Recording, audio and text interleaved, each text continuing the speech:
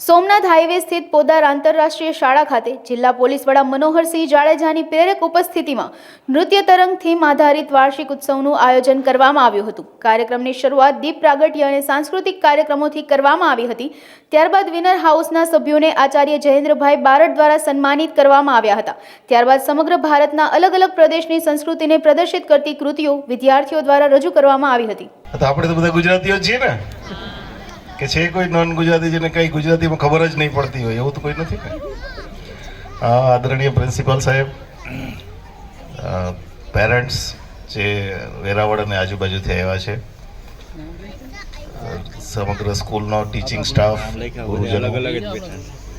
Students, એક તો પહેલાં આપણે એવી જગ્યાએ બેઠા છીએ કે જે વર્લ્ડ ફેમસ જગ્યા છે।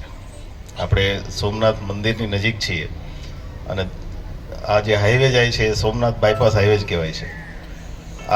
આટલી પવિત્ર અને ફેમસ જગ્યા ઉપર આવો તમે આજે પ્રયત્ન કર્યો છે એક પ્રોગ્રામ કરવાનો કે જેને કારણે થઈ વિદ્યાર્થીઓની ટેલેન્ટ બહાર આવે, વિદ્યાર્થીઓ પોતાના કલ્ચર વિશે, પોતાની ઓળખ છે એના વિશે થોડી જાણકારી મેળવે, સાથે સાથે એમાં જે અન્ય ટેલેન્ટ છે એ બહાર આવે એના માટે જે ટીચર્સ અને સ્ટુડન્ટ્સ મેં જોયું છે હવે તો એન્યુઅલ ડેના કાર્યક્રમો મહિનાઓ સુધી પ્રેક્ટિસ કરીને પછી થતા હોય છે। એમના માટે આ તમામ જે એફર્ટ કર્યા છે એ લોકો, એમના માટે તમામને શુભકામનાઓ।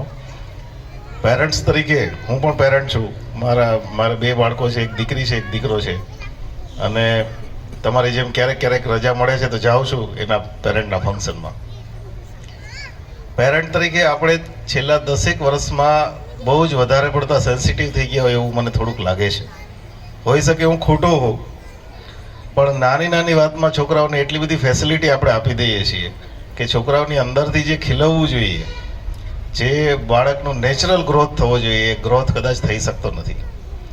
એટલે અને બીજી બાજુ આપણને એ પણ ડર લાગે છે કે આપણે થોડા કડક થશું તો છોકરો રેબેલિયસ થઈ જશે અથવા આમ થઈ જશે, તેમ થઈ જશે, કેમ કે હવે જાણકારી બધી બહુ અવેલેબલ થઈ ગઈ છે। કોઈક ક્યાંક દિલ્હીમાં કોઈ બનાવ બને એને આપણે પોતાના જીવનમાં, પોતાની પરિવારમાં એને રિલેટ કરી દઈએ છીએ।